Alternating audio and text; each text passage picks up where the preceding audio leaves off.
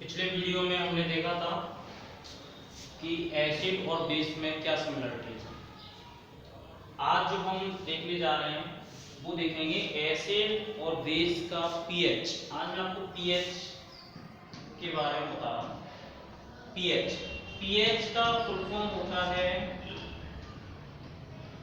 Power of hydrogen ion. PH का full form होता है power of hydrogen ion.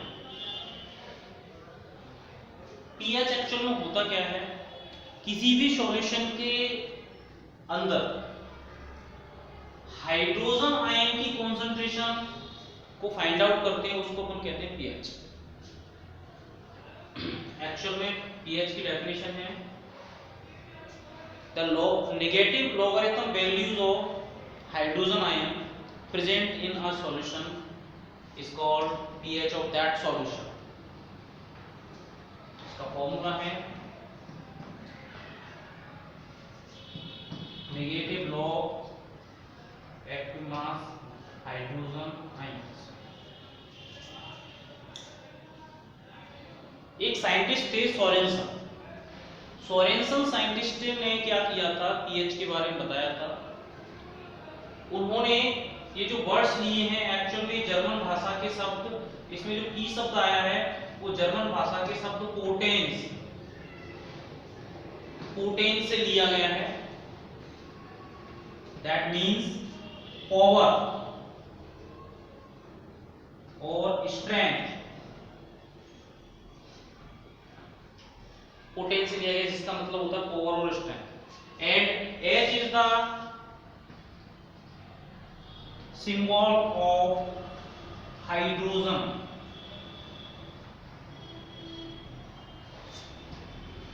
So it is also called power of hydrogen which are present in solution. तो हम इसी hydrogen की power यानी कि हाइड्रोजन आयन की कॉन्सेंट्रेशन के बेस पर ये फाइंड आउट कर सकते हैं कि सॉल्यूशन कितना स्ट्रॉन्ग एसिडिक है और कितना स्ट्रॉन्ग बेसिक। कैसे पता करते हैं, तो इसके लिए साइंटिस्ट सोरेंसन ने एक स्केल बनाया जिसको हम कहते हैं पीएच स्केल। क्या कहते हैं? PH scale. पीएच स्केल की जो वैल्यू थी वो उन्होंने डिसाइड की 0 to 7 and 14, जहां पर सोरेंसन ने बताया कि 7 जो होता है वो न्यूट्रल होता है, 7 से कम एसिडिक और 7 से ऊपर जो होता है वो बेसिक। बेसिक को हम अल्कलाइन भी बोलते हैं, अल्कलाइन।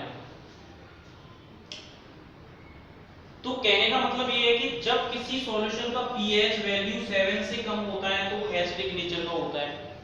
जितना 7 से कम होता जाएगा उतना ही वो हाईली एसिडिक होता जाएगा, यानी कि ऐसे जैसे इधर बढ़ते जाएंगे वो कैसा हो जाएगा, हाईली एसिडिक।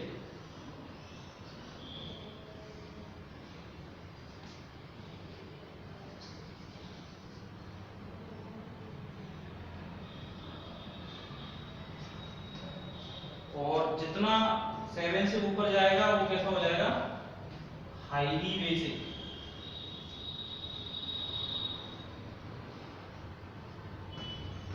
हाईली बेसिक यानी कि हम बोल सकते हैं कि 7 से नीचे इधर जाने पर H पॉजिटिव जो है वो इंक्रीज होंगे,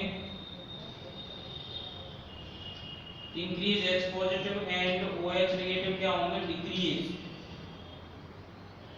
यानी कि जब किसी सॉल्यूशन का पीएच वैल्यू 7 से कम होगा तो उसमें हाइड्रोजन आयन का जो कॉन्सेंट्रेशन है वो इंक्रीज होगा और हाइड्रोक्सिल आयन का जो कॉन्सेंट्रेशन है वो डिक्रीज होगा। और जैसे ही इधर 7 से ऊपर जाएंगे तो H पॉजिटिव क्या हो जाएगा, डिक्रीज हो जाएगा, और OH नेगेटिव जो होगा वो इंक्रीज हो जाएगा। तो इसी से पता चल रहा है हमें OH negative is the show the basic character of the solution. Hydroxyl ion क्या कर रहे थे, बेसिक कैरेक्टर शो कर रहे थे, क्योंकि हमने देखा था कि बेस जो होते हैं वो बेस क्या करते हैं, OH नेगेटिव रिलीज करते हैं, जबकि जो एसिड होते हैं वो H पॉजिटिव रिलीज करते हैं। तो जब सॉल्यूशन में H पॉजिटिव अधिक होगा तो आपका एसिडिक सॉल्यूशन होगा, और जब उसमें OH नेगेटिव अधिक होगा तो आपका बेसिक होगा। ठीक है, तो इस तरीके से हम किसी भी सॉल्यूशन का स्ट्रॉन्ग और वीक, एसिड और बेसिक नेचर जो है इससे पता कर लेते हैं। तो पीएच की सहायता से क्या करते हैं हम किसी भी सॉल्यूशन का एसिडिक और बेसिक जो नेचर है उसका हम पता कर लेते हैं कि कितना एसिड है और कितना बेसिक है। ठीक है, अगर हाईली स्ट्रॉन्ग एसिड होगा, जितना पीएच कम होगा उतना ही स्ट्रॉन्ग एसिड होगा, और जितना पीएच अधिक होगा उतना ही स्ट्रॉन्ग बेसिक होगा, यानी अल्कलाइन होगा। पीएच का हमारे जीवन में बहुत बड़ा रोल है। अगर हम इंपोर्टेंस देखें इसका, इंपोर्टेंस ऑफ पीएच, तो हमारे जीवन में इसका बहुत बड़ा रोल है। पीएच के बिना हम अपने जीवन को सोच ही नहीं सकते, हम अपनी लाइफ सर्वाइव नहीं कर सकते, बिकॉज हमारी बॉडी के अंदर जितनी भी बायोकेमिकल एक्टिविटीज हो रही हैं उनको रेगुलेट्स करने वाले जो एंजाइम्स और हार्मोन्स होते हैं वो स्पेसिफिक पीएच वैल्यू में ही वर्क करते हैं।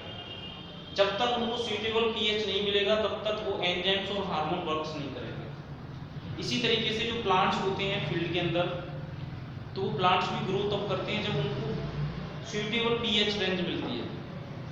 अगर पीएच कम या ज़्यादा हो जाता है और वो उनके हिसाब से नहीं होता, प्लांट्स के हिसाब से, तो वो ग्रोथ नहीं करते और जो फसल की जो यील्डिंग होती है वो कम हो जाती है, जिससे प्रोडक्शन काफ़ी हद तक गिर जाता है। तो पीएच का हमारे जीवन में बहुत बड़ा रोल है। दूसरा, आप डाइजेशन में ही देख लीजिए, हमारे स्टमक के अंदर हाइड्रोक्लोरिक एसिड बनता है। तो वो हाइड्रोक्लोरिक एसिड क्या करता है, हमारे एंजाइम्स को एक्टिवेट करने के लिए एसिडिक मीडियम प्रोवाइड कराता है, जिससे कि वो एंजाइम अच्छे से वर्क कर सके और हमारा जो खाना हमने खाया है वो अच्छे से डाइजेस्ट हो सके। तो पीएच इन आवर स्टमक में इसका बहुत बड़ा रोल है।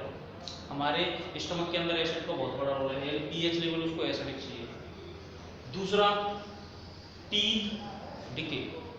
आपने देखा होगा कि हमारे दांत गल जाते हैं, उसके पीछे भी रीजन है, क्योंकि हमारे जो दांत होते हैं, जो टीथ होते हैं, वो बने होते हैं आपके कैल्शियम फॉस्फेट के, और ये जो कैल्शियम फॉस्फेट होता है ये होता है बेसिक। कैसा होता है? बेसिक। तो जब हम कोई मीठी चीज खाते हैं, खासतौर पर शाम के समय, रात के समय, तो अगर उसका मीठा कुछ भी पार्ट्स अगर हमारे दांतों पे लगा हुआ रह जाता है तो क्या होता है कि हमारे मुंह में बैक्टीरिया पाए जाते हैं। ये बैक्टीरिया क्या करते हैं, हमारे मुंह की जो गंध आती है, जो स्मेल आती है, उसको खत्म करते हैं। यानी कि जो हमारे friend micro organism, friend bacteria होते हैं, वो पाए जाते हैं। वो क्या करती हैं, जो दांतों पर, जैसे कि ये दांत है,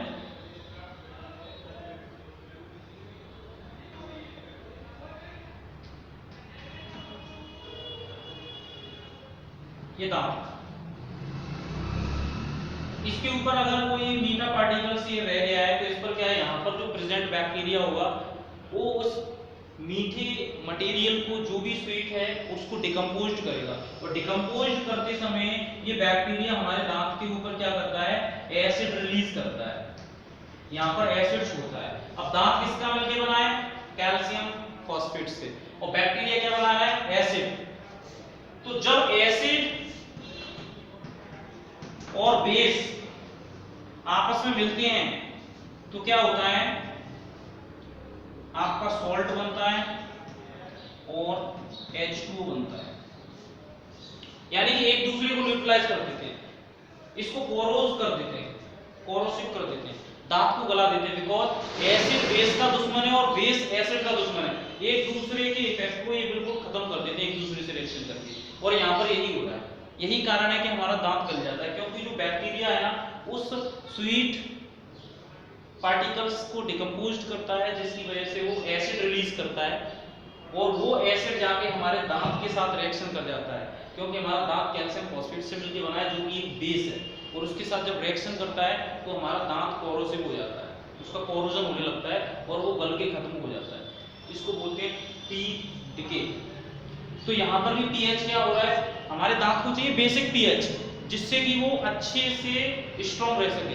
हमारी लार जो होती है सलाइवा वो भी बेसिक होती है, इसीलिए दांतों पर उसका कोई प्रभाव नहीं पड़ता, क्योंकि दांत खुद बेसिक होते हैं और लार भी बेसिक होती है। लेकिन यदि एसिड हमारे मुंह में चला जाएगा, एसिड अगर ज़्यादा वहाँ पर बनने स्टार्ट हो जाएगा उनमें, तो क्या हो जाएगा, दांत हमारे खराब हो जाएंगे।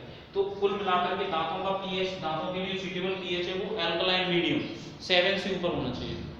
एसिडिक पीएच में दांत खराब हो जाते हैं, तो यहाँ पर भी इसका बहुत बड़ा इंपॉर्टेंट रोल है। इसके बाद अगला जो टॉपिक आता है तो पीएच स्केल आपने देखा आपकी किताब में पेज नंबर 25 पर एक डायग्राम दिया हुआ है 2.6, ये वाला डायग्राम। ये डायग्राम पीएच स्केल में हमें शो कर रही है कि कैसे एसिडिक मीडियम में OH पॉजिटिव देखो इधर बढ़ रहा है, इधर OH नेगेटिव घट रहा है, इधर OH नेगेटिव बढ़ रहा है, H पॉजिटिव घट रहा है, उधर H पॉजिटिव बढ़ रहा है और OH नेगेटिव घट रहा है। तो ये आपका पीएच स्केल। उसके बाद लगभग ये अपना एसिड और बेस खत्म हो चुका है। अब जो अगला टॉपिक हमारा स्टार्ट हुआ वो है सॉल्ट।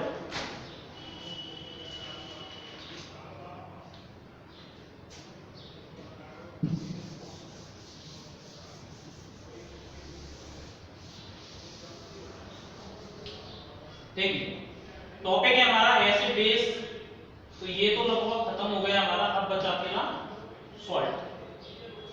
तो सॉल्ट का फॉर्मेशन कब होता है? मोस्टली हमने देखा है कि जब कोई एसिड और बेस आपस में रिएक्शन करती हैं तो मोस्टली सॉल्ट का फॉर्मेशन होता है, या कोई मेटेलिक कार्बोनेट या मेटेलिक बाइकार्बोनेट एसिड के साथ रिएक्शन करता है तब भी सॉल्ट बनते हैं।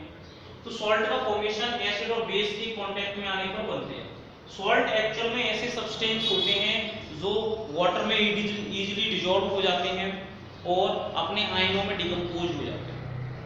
ठीक है, फॉर एग्जांपल यहाँ पर मैं एसिड प्लस बेस की यदि रिएक्शन कराऊं तो जो प्रोडक्ट मिलेगा वो मुझे सॉल्ट मिलेगा प्लस वाटर मिलेगा। जैसे एसिड के रूप में मैंने HCl ले लिया, बेस के लिए मैंने NaOH ले लिया, तो यहाँ पर NaCl जो है सॉल्ट बनेगा प्लस H2 बन जाएगा। तो NaCl जो है ना ये सॉल्ट है, तो एक ऐसा सॉल्ट सब्सटेंस है जो वाटर में इजीली डिसॉल्व हो जाता है, और जैसे ही ये वाटर में डिसॉल्व होते हैं तो ये अपने आयनों में डिकम्पोज हो जाते हैं। इट मींस इसको जब मैं वाटर में इसमें H2 मिलाऊंगा, H2 वैसे ऑलरेडी बना ही हुआ है यहाँ पर साथ में, लेकिन जब मैं नमक को पानी में डालूंगा यहाँ पे सॉल्ट को, तो ये इससे दो आयंस प्रोड्यूस होंगे, Na positive plus Cl negative. तो यहाँ पर हमारे चैप्टर में कुछ इंपोर्टेंट सॉल्ट दिए हुए हैं, उनके बारे में हम पढ़ेंगे। क्या क्या पढ़ेंगे उनके बारे में? उनका केमिकल नेम पढ़ेंगे, केमिकल फॉर्मूला पढ़ेंगे,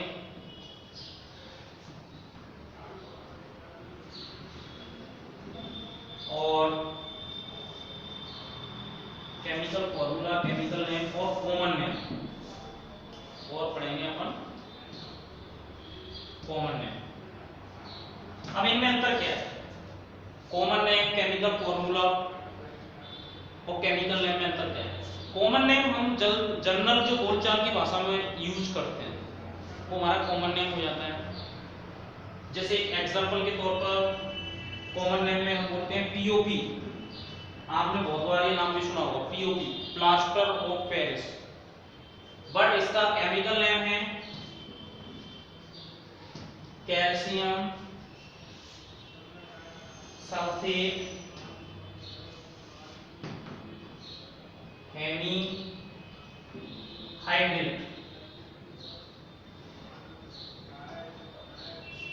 इसका फॉर्मूला क्या हो जाएगा? इसका केमिकल फॉर्मूला हो जाएगा CaSO4 × 1/2H2।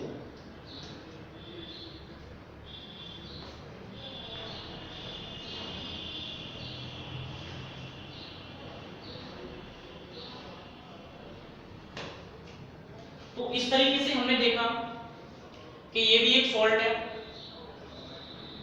तो इसको कैल्शियम सल्फेट, ये कुछ कंपाउंड्स हैं जिनके बारे में हम पढ़ रहे हैं जो हमारे दैनिक जीवन में हम डेली लाइफ में बहुत इसका यूज करते हैं। तो उनके बारे में ऐसे एक दूसरा एग्जांपल और लेता हूं मैं। कॉमन नेम में जैसे baking soda,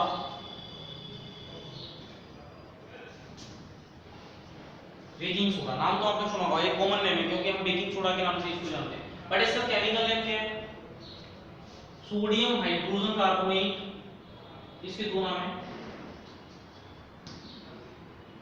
sodium hydrogen carbonate और इसका दूसरा है सोडियम बाइकार्बोनेट। केमिकल फॉर्मूला क्या हो जाएगा? NaHCO। तो कॉमन नेम मतलब जो हम डेली बोलचाल की भाषा में यूज कर रहे हैं। केमिकल नेम उसके फॉर्मूला को हम देख के लिख देंगे कि उसमें किस किस के एटम्स प्रेजेंट है, उस हिसाब से उसका नाम आ रहा है। तो केमिकल नेम और केमिकल फॉर्मूला, तो इन जितने भी सॉल्ट्स जो हमारे प्रेजेंट हैं, उन सॉल्ट्स जो हमारे सिलेबस में उनके बारे में ये तीनों चीजें पढ़ेंगे, साथ में उनकी दो दो प्रॉपर्टीज पढ़ेंगे। तो सबसे पहला जो टॉपिक दिया हुआ है, पहला जो अपना सॉल्ट है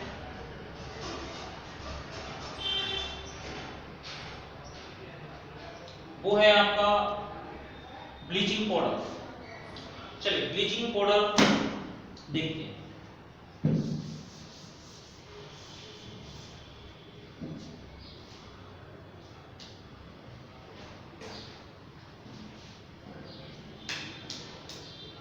ब्लीचिंग पाउडर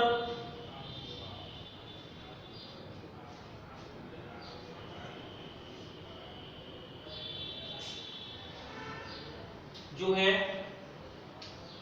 केमिकल नेम हो जाएगा इसका calcium oxychloride, calcium oxychloride.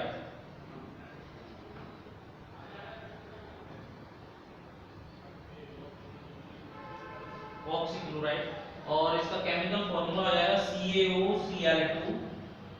Common name क्या है इसका? Bleaching powder.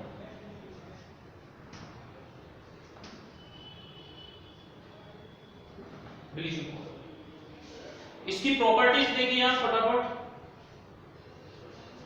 इसका सॉरी प्रॉपर्टी यूजेस दिए हुए हैं। यूजेस देखिए, इसका यूज कहां पर होता है? For bleaching cotton and lining the textile industries. मतलब कपड़ों के रंग को हटाने के लिए, ब्लीच करने के लिए इसका यूज किया जाता है ब्लीचिंग पाउडर। आप लोगों ने देखा होगा जैसे कपड़ों के अलावा जैसे कॉपर इंडस्ट्री में कपड़े को, कॉटन को साफ करने के लिए, जिससे कि हम उसको अपना चाहा कलर दे सकें, जो हम चाह रहे हैं वो कलर दे सकें, अपना मनपसंद कलर उसको दे सकें। जैसे आपने देखा होगा भेड़ों से ऊन मिलती है, हमें ऊन, तो भेड़ों की जो ऊन होती है नेचुरल, वो कई कलर की हो सकती है। किसी का कलर कुछ होता है, किसी का ब्लैक, किसी का मटमैला। तो उसको हमें पहले क्या होता है, वो ऊन जो प्राप्त होती है मिक्स हो जाती है, तो उसको पहले ब्लीच करना पड़ता है और उसका जो नेचुरल कलर है उस कलर को हटा देते हैं इसके थ्रू। फिर हम उसको जो कलर चाह रहे हैं पहले से तो उसको कलर लेस करते हैं, फिर उसके बाद हमें जो कलर चाहिए वो कलर हम उसको दे देते हैं। तो ब्लीचिंग करने में इसका यूज होता है। एक ऑक्सीडाइजिंग एजेंट के रूप में भी इसका यूज किया जाता है। लेबोरेटरी, जो केमिकल लेबोरेटरी होती है उसमें ऑक्सीडाइजिंग एजेंट के रूप में भी इसका यूज किया जाता है। और साथ ही ड्रिंकिंग जो वाटर होता है उसमें जो जर्म्स प्रेजेंट होते हैं, उन जर्म्स को मारने के लिए, पानी में जो बैक्टीरिया या जो जर्म्स हैं उनको किल करने के लिए भी इसका यूज किया जाता है। केमिकल फॉर्मूला CaOCl2 होता है, कॉमन नेम ब्लीचिंग पाउडर और इसका केमिकल नेम हो जाएगा कैल्शियम ऑक्सीक्लोराइड। इसके बाद अगला जो है आपका बेकिंग सोडा, जो भी थोड़ी देर पहले मैंने बताई दी आपको। बेकिंग सोडा के बाद जो है केमिकल नेम हो जाएगा बेकिंग सोडा का सोडियम बाइकार्बोनेट या sodium hydrogen carbonate. Chemical formula आपका NaHCO3। Baking soda common name हो जाएगा। इसके भी यूजेस देखिए, बेकिंग सोडा के यूजेस क्या है? तो यूजेस क्या है आपका? बेकरी में इसका यूज होता है, केक, ब्रेड, बिस्किट आदि बनाने के लिए बेकरी में इसका यूज होता है। पेस्ट्री वगैरह बनाने में इसका यूज होता है। इसी के साथ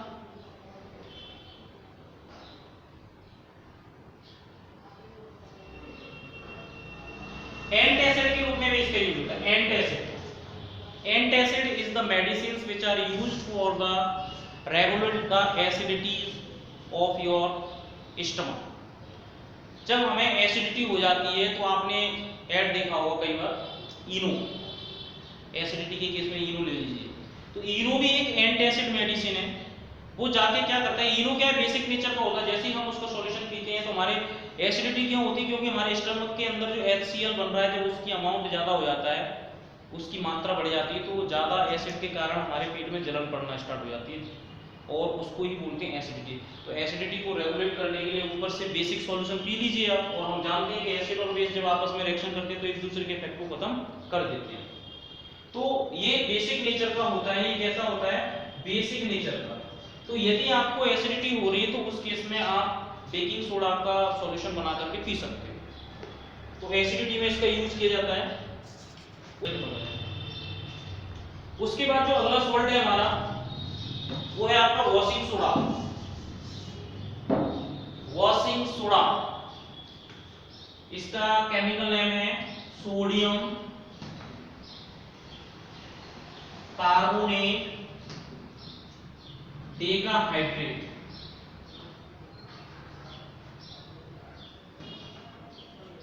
यानी कि फॉर्मूला हो जाएगा आपका Na2CO3 इंटू 10H2। ये एक्चुअल में वॉशिंग सोडा बोले तो साबुन, जो साबुन बनाते हैं, सोप बनाते हैं, वही है। तो इसका ये केमिकल फॉर्मूला हो गया, common name washing soda. Washing माने सफाई, साफ करना। तो सीधा सा यहीं से इसके हमें यूजेज भी पता चल रहा है। इसका यूज किसके लिए करते हैं, सफाई करने के लिए, खास तौर पे साबुन के रूप में। तो देखो यूजेज क्या क्या है इसके, यूजेज देखेंगे।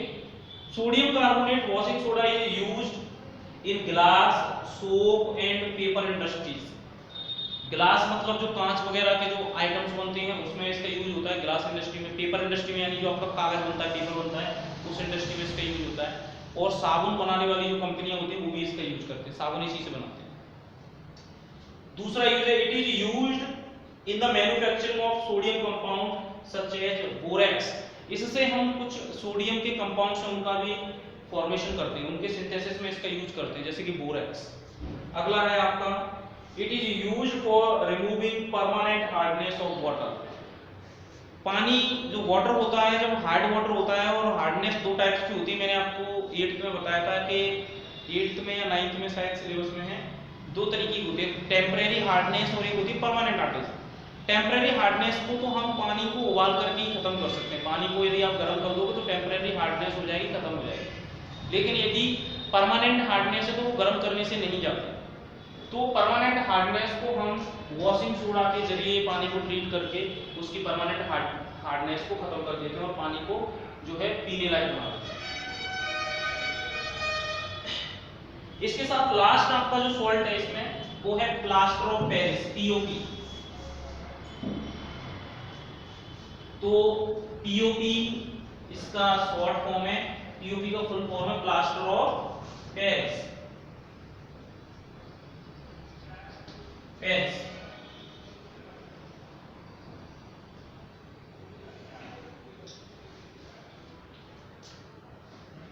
प्लास्टर ऑफ पेरिस इसका कॉमन नेम है। केमिकल फॉर्मूला क्या है प्लास्टर ऑफ पेरिस का भी थोड़ी देर पहले मैंने बताया था, calcium sulphate hemihydrate. Sorry formula लिख दिया मैंने, calcium sulphate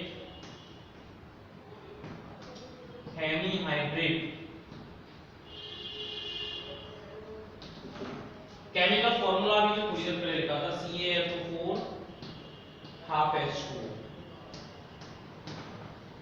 plaster of Paris का यूज मकानों में आपने देखा होगा, पुट्टी वगैरह करने के लिए हम करते हैं। दूसरी, जब हमारे हाथ पैर की कहीं की हड्डी टूट जाती है तो प्लास्टर चढ़ाने के लिए जो डॉक्टर यूज करता है वो POP का यूज करता है। तो इस तरीके के इसके दो यूज बिल्कुल सिंपल है जो कि मैंने आपको बता दिए हैं। इसके अलावा टॉयज वगैरह बनाने में, खिलौने बनाने में, डेकोरेशन का मटेरियल बनाने में, और कई कई जगह लेबोरेटरी में जो ग्लासवेयर यूज होते हैं उनको एयर टाइट बनाने के लिए इसका यूज किया जाता है। तो आज आपका ये पूरा लगभग टॉपिक कंप्लीट हो चुका है, एसिड बेस एंड सॉल्ट। इसके साथ ही हम अगले वीडियो में जो है आपका ये केमिस्ट्री से 2 चैप्टर आपके हो गए, अब बायो से 2 चैप्टर स्टार्ट करेंगे। तो 6वें चैप्टर से आपकी बायो स्टार्ट होती है, उसको स्टार्ट करेंगे। उसके नोट्स बहुत जल्दी आपको आपके व्हाट्सएप ग्रुप पे मिल जाएंगे और फिर उसके बाद उसका वीडियो। Thank you.